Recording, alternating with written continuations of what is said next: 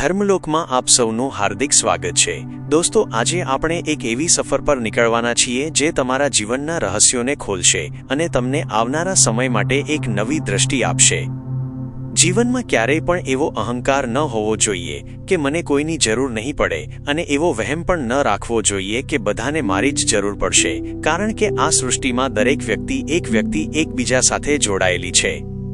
હંમેશા પોતાના અહંકારને જમીન પર રાખવો જોઈએ, અને તમે જેટલા જમીન સાથે જોડાયેલા રહેશો એટલા જ તમે જીવનમાં આગળ વધશો, કારણ કે અહંકાર ગમે તેટલા મોટા માણસને પણ ડૂબાડી દે છે। આજે આપણે ખાસ કરીને વૃશ્ચિક રાશિના જાતકો વિશે વાત કરવાના છીએ, જેમના મનમાં અસંખ્ય પ્રશ્નો છે કે અમારો જન્મ વૃશ્ચિક રાશિમાં જ કેમ થયો છે, અને આવનારા વર્ષો એટલે કે 2030 સુધીનો સમય અમારા માટે કેવો રહેવાનો છે। આ કાર્યક્રમમાં આપણે વર્ષ 2026 2030 સુધીના એ 4 વર્ષોની વિગતવાર ચર્ચા કરીશું, જેમાં શનિ, રાહુ, કેતુ અને ગુરુ જેવા મોટા ગ્રહો પોતાનું સ્થાન બદલી રહ્યા છે। વૃશ્ચિક રાશિનો સ્વામી મંગળ છે, જે એક અગ્નિ તત્વનો ગ્રહ છે, પરંતુ વૃશ્ચિક રાશિ પોતે જળ તત્વની રાશિ છે, જેનો અર્થ એ થયો કે તમારામાં અગ્નિ અને જળ બંનેનું મિશ્રણ છે। તમે લોકો સ્વભાવે શાંત દેખાવ છો, પરંતુ તમારી અંદર એક જ્વાળામુખી જેવી શક્તિ છુપાયેલી હોય છે, અને જ્યારે વાત કોઈની સાથે સંબંધ નિભાવવાની આવે ત્યારે તમે લોકો સૌથી આગળ હો છો, કારણ કે તમે ભાવનાત્મક રીતે ખૂબ જ ઊંડાણથી જોડાયેલા હો છો। તમે ગમે તેટલા નાના સંબંધમાં હો કે મોટા સંબંધમાં તમે હંમેશા દિલથી સાથ આપો છો, પણ જો કોઈ તમને છેતરે અથવા તમારી લાગણીઓ સાથે રમત રમે તો પછી તમારો જે બદલો લેવાનો સ્વભાવ છે તે જાગી જાય છે, અને ત્યારે દુનિયાની બાકીની 11 રાશિઓ તમારા સામે ફિક્કી પડી જાય છે। તમારા જીવનમાં એક ખાસ રહસ્યમયતા હોય છે, જેને કોઈ જલ્દી સમજી શકતું નથી, અને તમે શું વિચારી રહ્યા છો તે તમારા નજીકના લોકો પણ જાણી શકતા નથી। તમારી અંદર એક જિદ્દ હોય છે કે જો તમે કોઈ કામ કરવાનું નક્કી કરી લો તો પછી ગમે તેટલી મુશ્કેલી આવે તમે એ પૂરું કરીને જ ચંપો છો, અને જો તમારું મન ન હોય તો દુનિયા ગમે તેટલું કહે તમે એ કામ હાથમાં પણ લેતા નથી। વૃશ્ચિક રાશિમાં ચંદ્ર નીચનો હોવાને કારણે તમે અતિશય વિચારો એટલે કે ઓવર થિંકિંગની સમસ્યાથી ઘેરાયેલા રહો છો, અને ઘણીવાર તમે ભૂતકાળની વાતોને પકડી રાખો છો, અથવા બીજાના દુઃખને પોતાનું દુઃખ માનીને માનસિક રીતે પરેશાન થાઓ છો। હવે જો આપણે એવા લોકોની વાત કરીએ જેમનો સાથ તમારે ક્યારેય છોડવો ન જોઈએ, તો તેમાં મેષ, કર્ક, સિંહ, ધનુ અને મીન રાશિના લોકો મુખ્ય છે, અને એમાં પણ ખાસ કરીને સિંહ અને મીન રાશિના લોકો તમારા માટે સૌથી વધુ વિશ્વસનીય સાબિત થાય છે। તમારા જીવનમાં એક મોટો યુટર્ન 2028-2032ના ગાળામાં આવવાનો છે, જે તમારા જીવનની દિશા સંપૂર્ણપણે બદલી નાખશે। જો કે 2026માં પણ નાના મોટા સુધારાઓ દેખાશે, પરંતુ અસલી પરિવર્તન તો 2028 પછી જ શરૂ થશે। અત્યારના સમયની વાત કરીએ તો કદાચ તમારું મન કામમાં બરાબર લાગતું નહીં હોય, અને તમને થોડી બેચેની કે સ્ટ્રેસનો અનુભવ થતો હશે, પરંતુ ચિંતા ન કરો, કારણ કે આ એક ટૂંકા ગાળાની અસર છે। શનિ મહારાજ અત્યારે તમારા 5મા ભાવમાં બિરાજમાન છે, જે અભ્યાસ અને સંતાન પ્રાપ્તિ માટે ખૂબ જ સારો સમય દર્શાવે છે, અને જો તમે લાંબા સમયથી પરિવારના વિસ્તરણ વિશે વિચારી રહ્યા હતા તો આવનારા 1 વર્ષમાં તમને કોઈ સારા સમાચાર મળી શકે છે। ગુરુ ગ્રહ પણ જૂન 2026 તમારા 9મા ભાવમાં આવશે, જે ભાગ્યમાં અચાનક ઉછાળો લાવશે, અને આ સમય દરમિયાન તમારા ઘરમાં માંગલિક કાર્યો જેવા કે લગ્ન કે નામકરણના પ્રસંગો બની શકે છે।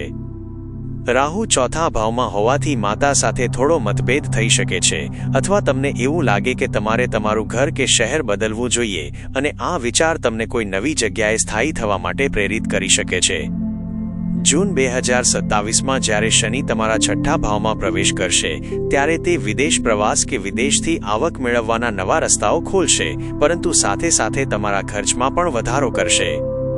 આ સમય દરમિયાન તમારે તમારા સ્વાસ્થ્યનું ખાસ ધ્યાન રાખવું પડશે, કારણ કે સાંધાનો દુખાવો કે દાંતને લગતી સમસ્યાઓ તમને પરેશાન કરી શકે છે, પરંતુ અંતે શનિ તમને શત્રુઓ પર વિજય પણ અપાવશે।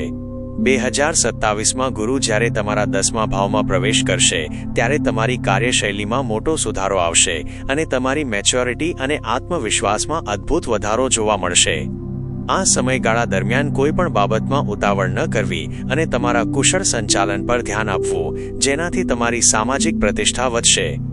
તમારે તમારા જીવનમાં સફળતા મેળવવા માટે હનુમાન ચાલીસાનો પાઠ નિત્ય કરવો જોઈએ અને મંગળના બીજ મંત્રનો જાપ કરવો જોઈએ, જે તમારા ક્રોધને શાંત રાખશે અને તમને યોગ્ય દિશામાં કામ કરવાની પ્રેરણા આપશે.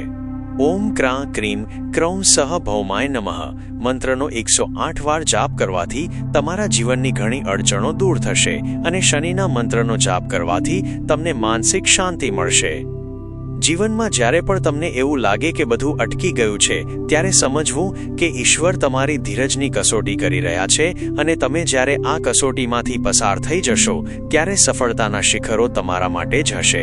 તમારી આ રાશિ અત્યંત શક્તિશાળી છે અને તમે જો તમારી ઉર્જાનો સાચો ઉપયોગ કરશો તો કોઈ પણ તમને રોકી શકશે નહીં. આવનારા 4 વર્ષો તમારા માટે તકોની ખાણ સમાન છે. બસ તમારે જાગૃત રહીને તે તકોને ઝડપી લેવાની છે અને ભૂતકાળના બોજને ખંખેરીને ભવિષ્ય તરફ ડગ માંડવાના છે. વિશ્વાસ રાખો કે બ્રહ્માંડ તમારી સાથે છે અને તમારી મહેનતનું ફળ તમને ચોક્કસ મળશે. જીવનમાં આવતા દરેક બદલાવને હકારાત્મક રીતે સ્વીકારવો અને તમારી આસપાસના લોકો સાથે પ્રેમથી રહેવું, કારણ કે અંતે તો માનવતા અને પ્રેમ જ સૌથી મોટું ધન છે. તમારી રાશિના લોકો માટે આ સમય કંઈક નવું શીખવાનો અને પોતાની જાતને એક્સપ્લોર કરવાનો છે. તેથી પ્રવાસનું આયોજન પણ તમને માનસિક રીતે તાજગી આપશે. હંમેશા યાદ રાખજો કે જે થાય છે તે સારા માટે જ થાય છે અને તમારી રાશિના સ્વામી મંગળ તમને ક્યારેય હારવા દેશે નહીં. ધીરજ અને સંયમ રાખશો તો 2030 સુધીમાં તમે એક એવી ઊંચાઈ પર હશો જેની તમે ક્યારેય કલ્પના પણ નહીં કરી હોય. તો દોસ્તો, આ હતી તમારી રાશિની ભવિષ્યવાણી અને જીવનના માર્ગદર્શનની વાતો. જો તમને આ વિડીયો ગમ્યો હોય અને તમને લાગે કે આ માહિતી તમારા જીવનમાં ઉપયોગી થઈ શકે છે તો તેને લાઈક જરૂર કરજો અને તમારા મિત્રો કે પરિવારજનો જેઓ પણ વૃશ્ચિક રાશિના છે તેમની સાથે આ વિડીયો શેર કરજો, જેથી તેમને પણ સાચું માર્ગદર્શન મળી રહે. ધર્મલોક સાથે જોડાયેલા રહેવા બદલ આપ સૌનો ખૂબ ખૂબ આભાર. અને જો તમે હજુ સુધી અમારી સાથે જોડાયા નથી તો આજે જ જોડાઈ જાઓ, જેથી ભવિષ્યમાં પણ આવા જ ઊંડાણપૂર્વકના અને આધ્યાત્મિક વિડીયો તમે જોઈ શકો અને તમારા જીવનને વધુ બહેતર બનાવી શકો. આપ સૌનું જીવન સુખ, શાંતિ અને સમૃદ્ધિથી ભરેલું રહે તેવી પ્રાર્થના સાથે હવે વિદાય લઉં છું અને ફરી મળીશું એક નવા વિષય સાથે જે તમારા જીવનના પથને ઉજ્જવળ બનાવશે. ત્યાં સુધી આપ સૌનો આભાર. હર હર મહાદેવ.